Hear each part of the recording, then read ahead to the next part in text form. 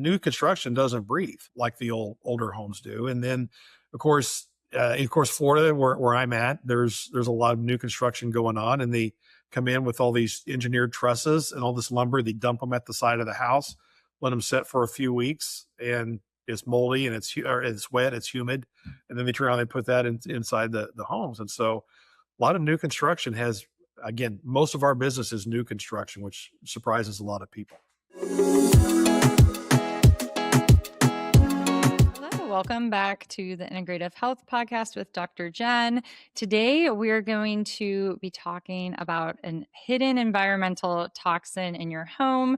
So you definitely want to stay and listen. I would also love it if you left a review on any platform you listen to, so these episodes can reach and impact other people's health. So today, we're going to be talking to John Bodie. He's the founder of Mold Pros. This is a nationwide leader in mold inspection, testing, and remediation with over 15 years of experience. His company stands out for its science-driven approach, integration with medical providers, and patented process for both removing mold and mold toxins. Mold Pros is committed to helping families safeguard their homes and health, especially those dealing with mold-related illnesses like SEERS. So welcome, John. So excited to dive in deep to mold today. Thanks for having me. Glad to be on. Yes, of course. Now, what's interesting about getting to know you is this wasn't really like the path you and your wife were going to do, right, in life. Like, tell us about how you got into mold remediation. Yeah, you bet. So, no, our background actually was financial services, both of ours. And so working for Fortune 500 companies, um, we when the mortgage crisis happened in 2007, 2009, we started buying up homes, foreclosed homes, and those homes have mold issues typically. And so what happened is that we started doing research on a better way to remediate without using all these harmful chemicals and that kind of thing. Well, long story short, we partnered with a company in Florida. We kind of outgrew them about the first year, and then worked to develop our own process, our own product using enzymes and botanicals, more of a nature versus nature approach. So that's kind of what took us down that path. Yeah. And that's pretty amazing because it's so important that people buying these foreclosed homes that, or even flips that we see on the popular renovation shows, that they actually remediate the mold and not just like pour bleach on it and then, put lipstick on a pig, because that's pretty scary. And unfortunately, it's fairly standard. And the EPA says that even dead mold has health concerns. And so coming in using a biocide, or even if you use something that's a little less caustic, like thieves oil or hydrogen peroxide, something along those, it's still dead mold. And so that's why we believe firmly that an enzymatic approach, which actually kind of rapidly biodegrades, is so much better. You just don't know what you're stepping into in some of these flipped homes that have not been remediating properly, for sure. Right. Now, what are some of the most common symptoms that people experience when mold is making them sick? Because a lot of the times doctors miss these, or they misdiagnose and put them on a medication. Yeah, you see a lot of one of the things that we hear oftentimes is, I was in the house, wasn't feeling great, went away on vacation, or went to go, especially this time of year, went to go see the family, felt great, came back, not feeling well again. So that's kind of one of the telltale signs. But there can also be a lot of our work comes from practitioners just like yourself, where you'll run clinical data on someone, say like a urine mycotoxin test, and you have validated that they have these exposures to mold or mold toxins. So then it becomes, okay, where did that come from? And so a lot of clinicians will refer their patients to us to go do that more in-depth analysis of someone's home. Yeah. And that is so important to first be removed from the mycotoxins. And the other problem, though, that happens so much is I'll be like, okay, this patient has illness, related with mycotoxins. I'm pretty sure they're having a current mold exposure because it's not getting better with treatment, even though they deny that they have mold. But, and even sometimes they have an inspector go and look at their house, but they're not really trained to look for this. So, I mean, what are these like blind spots in this industry that really homeowners are kind of stuck because they're not working with the right people. Yeah, that's a great question. I think, and you've probably seen this a lot with your experience in dealing with environmental illness, is that a lot of assessors or inspectors, one, most states don't have licensure, so anybody can be one if they say they are a mold assessor. And they're not properly trained. They're not aware of environmental illness. They do very basic. We call them pump jockeys, where they come in, just grab an air sample and leave. And that Right. can be some good data, but it's oftentimes just not enough to get an overall picture. So when we come in, one of the blind spots, to answer your question directly, is okay. Overall standardized mold testing. Do we have elevations when compared to the exterior baseline? Okay. So that's basic. But do we have toxigenic or pathogenic species? And are they actually producing toxins? And then a lot of inspectors don't take the time to actually inspect. They with visually and olfactory and smell and pull things out from underneath the kitchen sink and go into the crawl space and look and see if there's suspected microbial growth in the joist. They just don't. They're in and out, and they just don't understand what's there. Yeah. Yeah, it's really kind of scary. And, we've had issues with one of the preschools that one of my sons went to. And I mean, it smelled musty when you walked in, and they had, the year before the basement flooded. It was at an old church. And I'm like, "Hey, like, this is, like, a problem, and people are getting sick from this." And what did they do? They had someone just grab, some plates and just put them certain places, and it was like, "No, it's not a problem." And I'm like, "You can smell it. It's a problem. Like, you can smell it." So that really drives me bananas because there's no standard. And because there's no standardization, people continue to live in sickness. And I know that's why you're so passionate, with your company and getting the word out Yeah, and those auger, but that's a whole nother episode.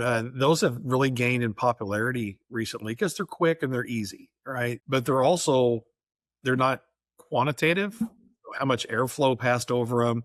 Also, not all molds are airborne molds. Like Stachybotrys it's spread by water, insects, and rodents, and so it's not going to make its way up and culture well in that auger plate. So yeah, there's a really good approach that we'd recommend the listeners take is find an assessor that certainly has environmental illness experience, that's referred maybe by a healthcare provider such as yourself, but also does layered approaches to investigation and sampling. So they'll take multiple types of sample to really get a holistic view of the property and not just be one of those pump jockeys that come in and just take those air samples. there. Right. Now, I mean, what do you think? So say someone maybe they can't afford or they don't have someone that does visual inspection around them and they're not in IEP. What about doing an ERMI test? What are the positives and negatives for that? Yeah. So an ARMY test, love polymerase chain reaction. It's as sensitive as it gets from a analytical method, but it does, as with any test, it has some blind spots. And so a couple of those are the ARMY test was developed based on the Healthy Home study of 1,096 homes, where they vacuumed a 3x6 in the living room and in the bedroom. And they said, okay, these are the molds that are in group one. That's a water damage home. And then these are the ones that's in group two. And these are molds that are found in, a healthy home, so to speak. Well, we've seen you can get to zero, which is great, by being either hospital room clean, which is fantastic, or be really moldy in group two, since they subtract that group two score out. So that's a problem. The other thing is you're in Tennessee and I'm in Florida. And right now, what's moldy in Florida or the natural fungal ecology in Florida in January is much different than in rainy season in July. Or we have offices in Arizona and Oregon, and that's a much different climate as well. So to say that, hey, here's an average acceptable moldiness probably isn't accurate. Directionally, it can be helpful, but it's not a test that, in fact, I'm a member of ICI, the International Society of Environmentally Acquired Illness, a founding member, and they've come out with a paper that said, hey, we don't recommend the ERMI for diagnosing a home. And the EPA says much the same way. So it's good analytical methodology. It's not the only test that someone should run if they're going to run test. Yeah. So what would you suggest if someone couldn't get someone to visually inspect? Yeah. So first of all, make a phone call. There's going to be good inspectors. You may have to pay to have someone mobilize and get there, but generally there's going to be a qualified inspector. We have some resources on our website as well that can help people out with that. We have an inspector network, but I would encourage, as a practitioner, the road to wellness can be a long journey. I would always recommend people make data-driven decisions. So if it's a little extra money, spend that extra money to get good data, because you don't want to go down that long journey without having facts. And you certainly don't want to go down that journey having bad facts by just having a cheap pump jockey come in and grab those air samples and say, no, you're good, Yeah. when you're not. Yeah, it's really, really hard to. I've had so many patients that they're like, we've just got the ERMI because they wouldn't go and go through like a mold inspector that knew what they were doing. They didn't want to spend that. And then we're just chasing our tail because I know it's the problem and we see it's the problem, but we can't find it. And it was really interesting though. It's so hard. Like it's so hard to find it. I mean, we had I had a patient that they had a good mold inspector come through their house and they were renovating, and Mhm. she was just like told the construction company, she's like, "Hey, I just want you to tear that window down to the drywall in the master bedroom." And there was mold. And so I guess like, it comes with experience. It comes with just stalled. I mean, where are the places that even really good IEPs miss sometimes, I guess, because there it has to happen, right? Like that's how you learn because you miss it. So what have been those places? Yeah, so we have some arrows in our quiver to help out. Like when we Yeah. go on assessment, we're going to use infrared thermography, which tells us temperature Mm, differentials. So maybe if we have an area that's wet behind drywall, you can certainly identify that thermal anomaly and then measure the moisture on that drywall. There's also some tools like intracavity samples. So and that gets back to that visual inspection. So if there is say like a flashing leak underneath a window, but it may be dry today, but if there's cracks or drywall popping, then that's a place where we'd say, okay, let's do an intracavity sample, which is about the size of a pencil. You make a hole and then you see what's going on inside there without unnecessarily removing all the drywall. so So what does flashing mean? Can you explain that to our audience? yeah, so whenever they build a home, they put in these windows, you want to keep moisture out, and so they'll put flashing on the sides. That way, rain doesn't come in and penetrate the envelope of the home. So it's Yeah. just proper insulation, skylights, chimneys, all those windows. All of them have flashing that sometimes can fail. Yeah, and Mo windows, Mo problems, right? I mean, I feel well, but seriously, because I'm like, oh, there could be mold there. So, and what we're seeing a lot is, well, what I'm seeing in the little like cases that I have, compared to you, is that these homes, like, they're skimping on the flashing, they're not done properly. Like, I had a patient that had a $10,000 remediation quote because they had to replace every single window.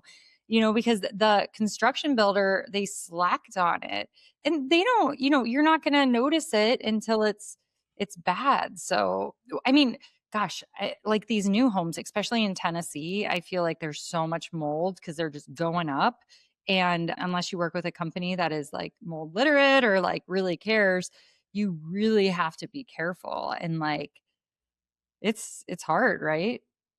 It is.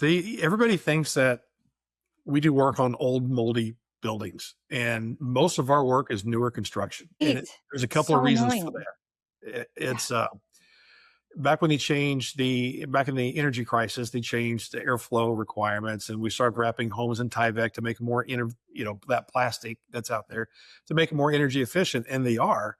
But new construction doesn't breathe like the older homes do. And then, of course, Florida, where I'm at, there's a lot of new construction going on, and they come in with all these engineered trusses and all this lumber. They dump them at the side of the house, let them set for a few weeks, and it's moldy and it's wet, it's humid, and then they turn around and put that inside the homes. And so a lot of new construction has, again, most of our business is new construction, which surprises a lot of people. Yeah, it's crazy. I want to like bring back plaster. Like, Yeah. can we bring back plaster? Because it's basically like cement and it's not going to get moldy. So my old brick and mortar office was so like sensitive, chemical sensitive friendly for my patients because it was plaster. So it was really cool because it was an old building, but I wasn't worried about it being moldy.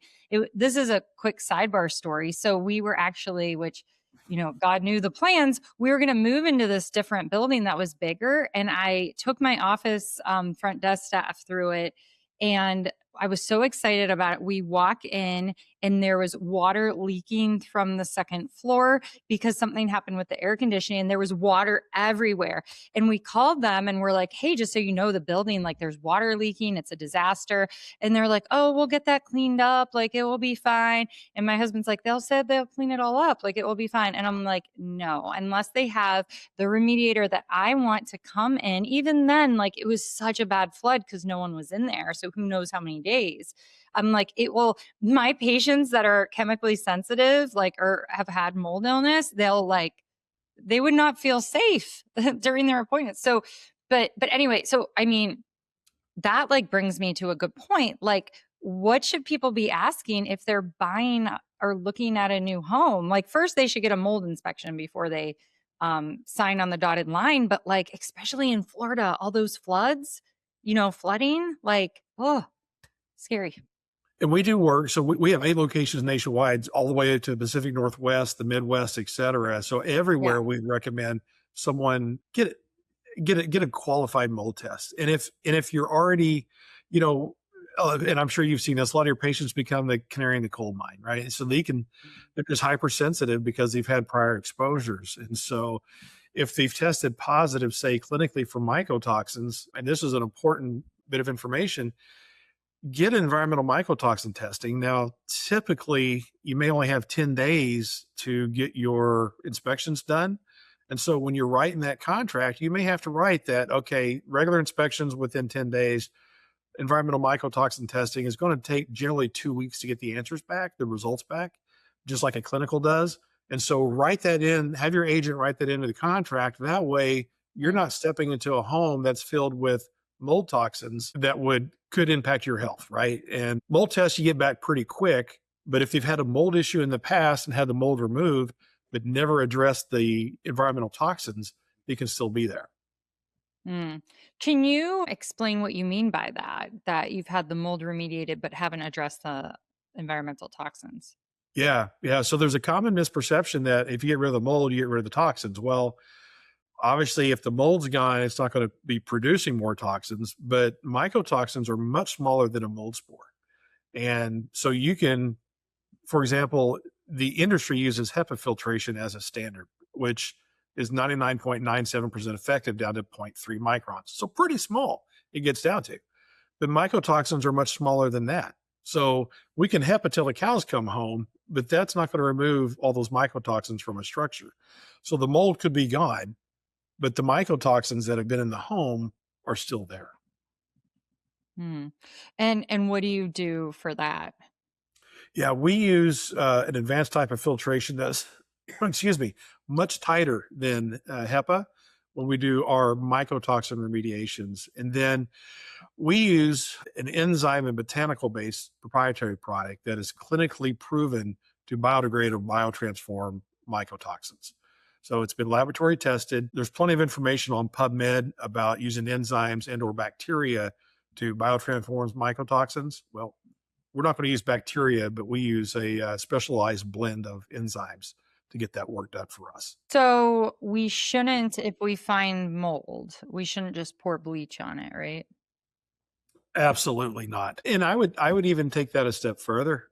Is that don't use a biocide. Anything that's going to kill it. Like I said, thieves oil can be a natural biocide, but then you're still stuck with dead mold. The proteins can still be there, and that's what you want to address and get rid of. It's funny. I mean, I'm sure we've all been there where we've checked in a hotel and there's mold in the shower, even like a nice hotel, like a Hilton, right? I just remember on spring break, this happened to us once.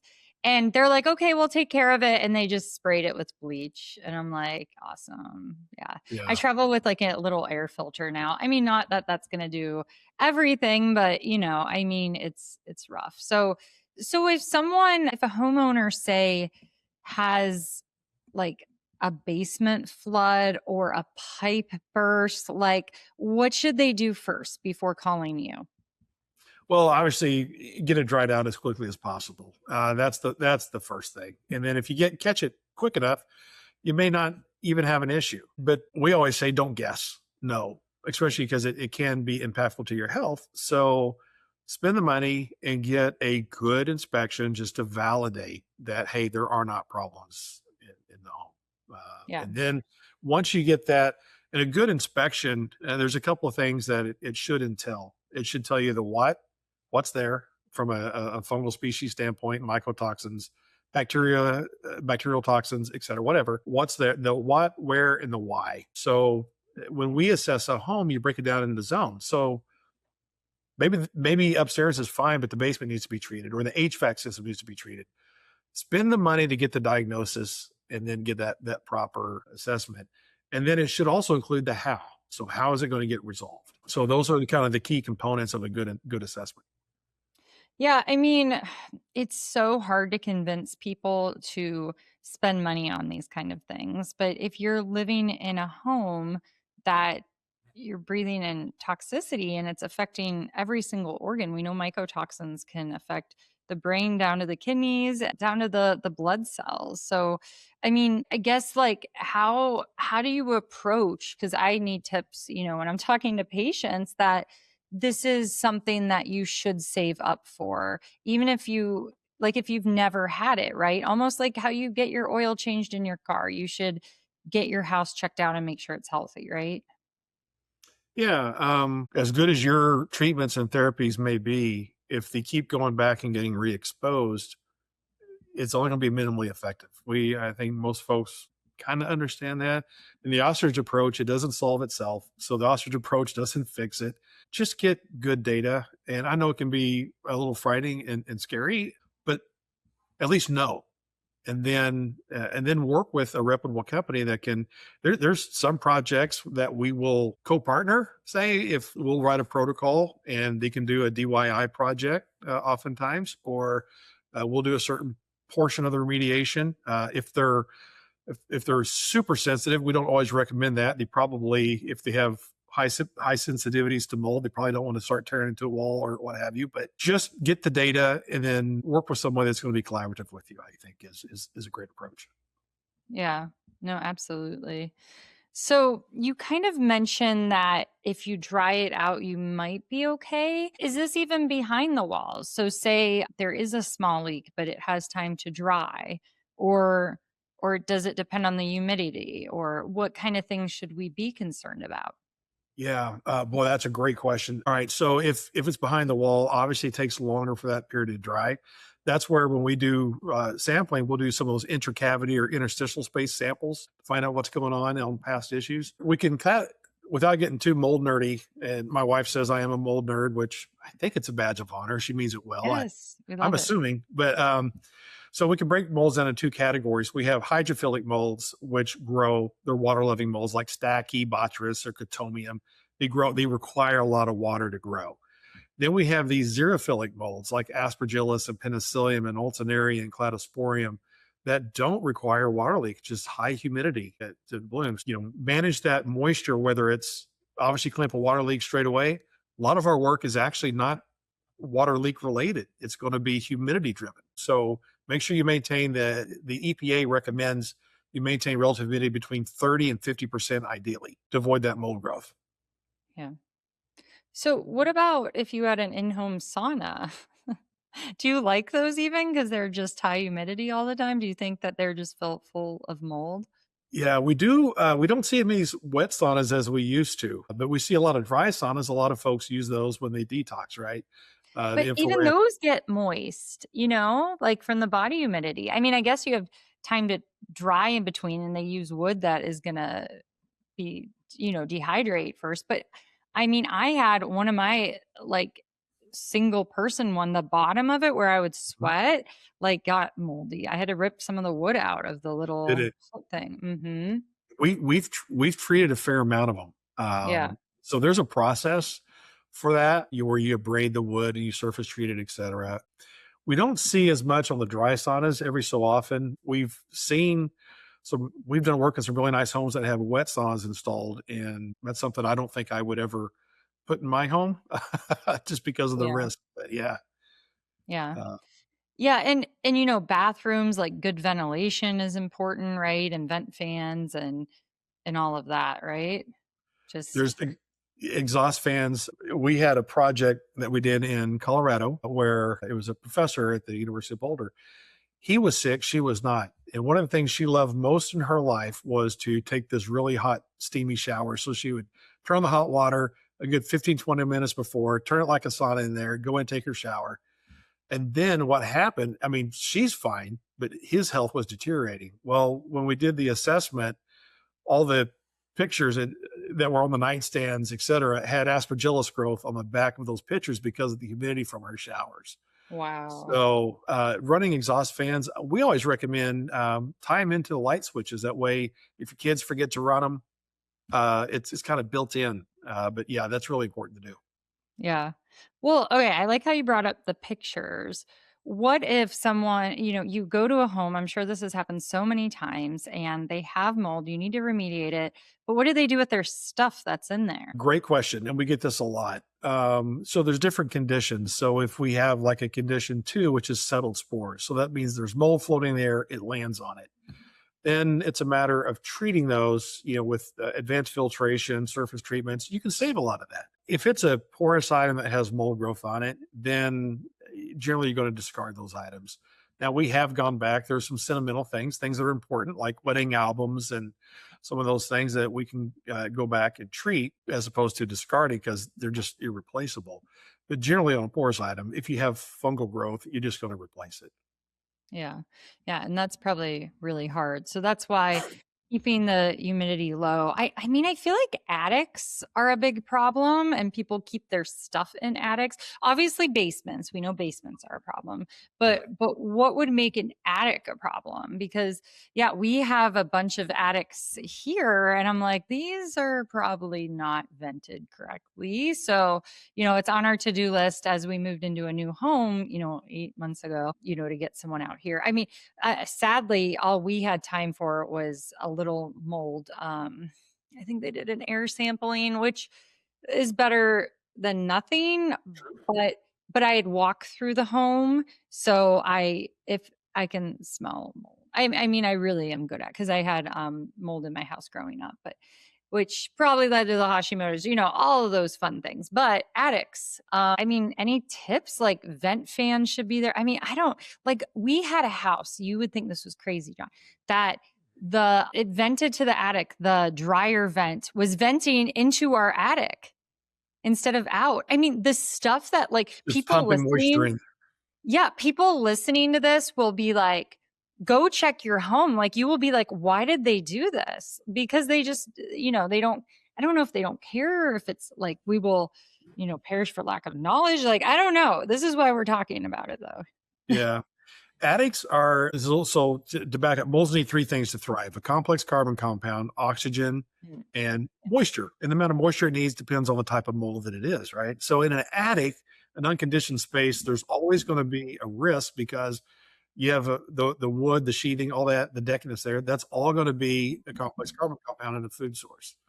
So what we do, and I had to treat my attic last year. About every 3 or 4 years, I do spot treatments in my attic because Oh my it's gosh. humid and I'm going to get a certain amount of fungal growth. It's to be expected. Now, I don't spend a lot of time in my attic. I'm not overly exposed, and my attic looks pretty good.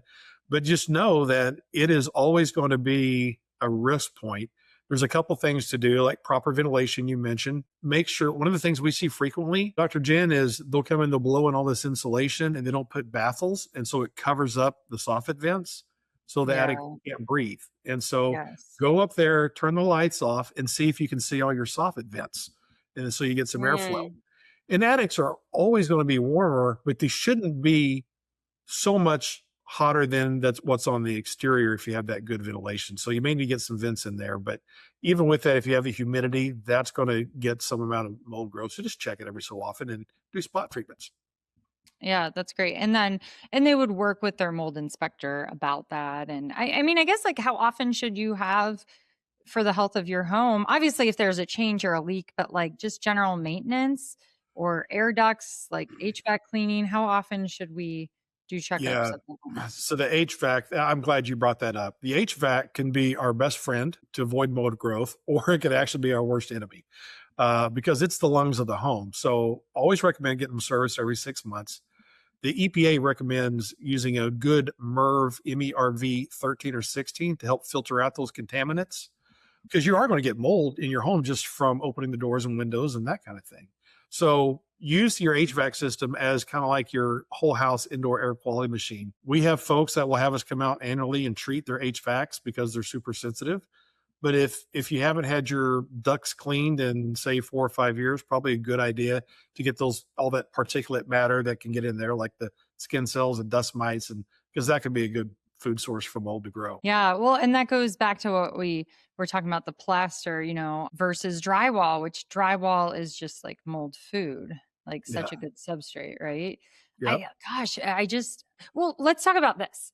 I think it's so interesting. Some people like think that they can have build a home that will be completely mold free forever. I mean, what do you think about that? Because I say no. I say if there's running water in the home, you could like people are talking about like glass, just like living in a glass house, which I think seems insane. But I had a consulting doctor with a patient of mine tell him that. And I'm like, this is just not. And he told him to move to Costa Rica and live in a window house. And I'm like, that is one of the most highest humidity. It was just so crazy. So I would love your opinion on that. Yeah, as cool as it sounds like to live in a window house in Costa Rica, yeah, no, I wouldn't. That would be my recommendation. Anytime, so molds are ubiquitous; they're common in our environments. Molds are nature's recyclers, right? That's what they do. So anytime that we open the door, we open a window, we walk in, we're going to get some exposure, and that's okay. What we don't want is obviously mold growth inside of a structure, and you don't want to have elevations of mold when compared to the outside. So just manage it. We try to be pretty data driven. Just know what the facts are, know what your counts are. If you're not feeling well, and maybe you got some upper respiratory, or you're starting to see some spotting on the ceilings in the bathrooms and that kind of thing, or check the HVAC vents, look inside your air handler. If you're starting seeing some things, then go back and dig a little bit deeper, or have someone come out and take a look at it and test it. Some things look like mold and they're not. It's just debris. But a good surface sample, which is fairly inexpensive, will tell you exactly what's there and how much. Yeah, that's great. That's really important because, I mean, a lot of this just seems probably scary to people listening. And sometimes they feel hopeless, especially if they find out they do have mold. How do you deal with that on your end? Because sometimes patients struggle with, well, do I just move and disclose there's mold even though you don't have to? I mean, it's hard because I feel like some homes, because they don't have the right remediation and inspection, that people say it's stuck in them, and then they just think that the next home they'll move into will have mold and all of that. Because what, 50% of homes have mold? Yeah, our thought process on that is it's almost like the old saying, the devil that you know. And so if you stop and think about the cost of moving, the cost of closing, uprooting your lives, get a new house, maybe kids in a new school, all that good stuff. Getting the house properly diagnosed and treated. And I think it really boils down to getting to the root cause. That's where that good inspection comes in.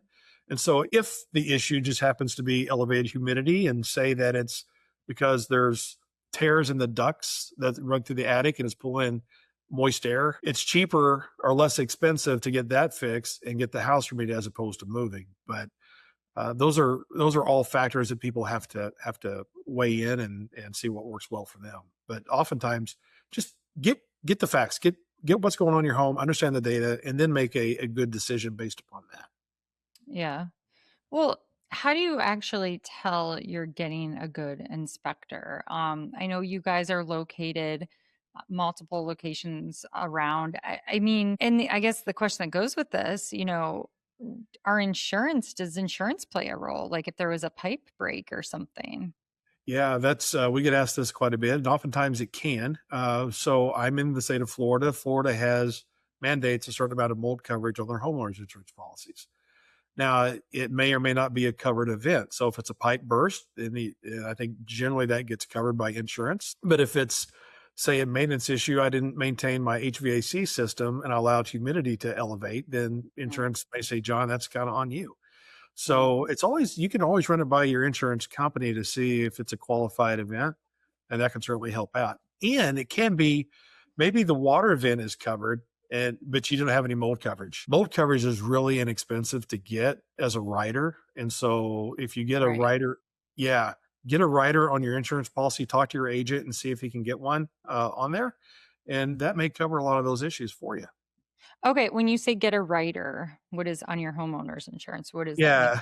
So your standard homeowners owner's policy in many states won't include mold coverage in there, but oftentimes it is available as an add-on. So you can get a mold coverage by talking to your insurance agent and having them add it to your policy. And is that usually pretty pricey or is it depend on where you live? Yeah, it generally isn't that expensive to get. Okay, and so say you have an inspector come in and there is mold and that's on your policy, the insurance company should have to cover remediation or part of it? Yeah, if it's a covered event, again, it gets back to if Not it's the humidity, yeah, yes. if it's maintenance that I didn't keep up with, then my insurance company is probably not going to pay that. But if it's a covered Mhm. event, like a storm that caused damage or a water leak or pipe burst, then those things oftentimes are covered. All right, so everyone call your insurance agent today after this episode. Well, because it's crazy because a lot of the times it's not covered. I mean, I guess that's so tough because what if you're going to get it inspected just to see how healthy your home is and you don't know. I mean, I guess if the basement has a history of flooding or something, maybe that would be covered. It's tough. The insurance company will probably not try to pay, right? Well, you always want to assume positive intent and think that they'll want to do that, but if it's if it's not a covered event, they're going to be hard pressed to pay for it for sure. But you've Um, had some positive experiences with insurance companies. Absolutely, no doubt about Good. it. Okay, Yeah. that's great. Well, I'm shocked. I did not know Florida could have mold coverage on their insurance because I've heard from a few patients that have had homes in the area like St. Pete, right, and Mhm. Naples that got flooded that the insurance wasn't doing anything. Hmm. I'm not sure what that would be. 'Cause Maybe it didn't cover hurricane, like, I see. causes due to hurricane, so but I don't know, I think it depends, but definitely, like, watching those homes, with, like, water filling the whole first floor, I, was like, "Oh my goodness." And Yeah. the other horror story, living down south you hear is so say, it is their second home and they're not renting it out or having anyone check on it and the AC goes off. Bam, the whole house is high humidity and mold's forming. And it Scary. can cover the walls. We've seen that. Oftentimes, we'll have individuals that will, to save a little money on their utility bills, they'll crank it up to 80, 82 on the thermostat. And so the AC unit doesn't cycle enough to pull the moisture out of the air. And Ugh. then there is fuzzy all over coffee makers, Ugh. cabinets, That's closets, terrifying. clothing. Yeah. Yeah. We see that is not uncommon. That would be Um, a nightmare of mine. it, Like, if I would have a nightmare, it would be mold all over a house like that you have yeah. to One of the things well, you touched on, I wanted to circle back on and talk about a good inspection, because yeah. a good inspection doesn't not just find what's there, it also finds what's not there. And why that's important, and I think this gets overlooked a lot, is because whenever you're building a scope of work, you want it to be based on science. And so if, like I said, it's just the basement and you've ruled out that the other areas of the home are fine, sometimes contractors will want to come in and treat the entire structure. And sometimes if the data supports it, that needs to be done. But if the data says, no, you don't, it's just isolated to this area, then you really right size your remediation. And so, as an encouragement, pay for the data. That way you get a right size remediation, because that inspection should be pennies on the dollar compared to the remediation, if that makes sense. Mm-hmm. Yeah, it really does. Well, what would you like to leave our listeners with? Just I know this is your passion, and you are so involved in advocacy for mold, and that is so important because it's just such a missed opportunity for health and chronic disease and reversing chronic disease.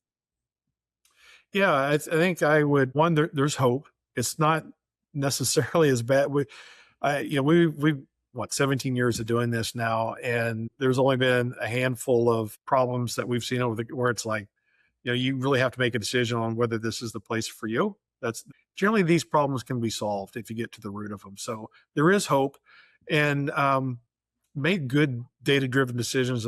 As I mentioned before, get the facts. I know it's emotional. It's almost like cancer for the body, mold is for the house. I think there's some analogy there, but just get the facts, face it head on. Work with a reputable company, whether it's a company like ours or somebody else, and don't use those caustic chemicals to try to treat it. No bleach. Yes, no bleed. Okay, John, we're going to do some lightning round questions to wrap up. What Perfect. career did you almost choose? And I think you answered this earlier. What career did I almost choose? I've always wanted to be a chef. I Oh. love food. I love to cook, but I was in the financial services industry prior. Yeah, yeah. Awesome. Awesome. What's your favorite habit that rescues a tough day? I enjoyed just going out with my wife, and we live on a canal and Mm. just watching nature. That's Mm. a good way to unwind for me.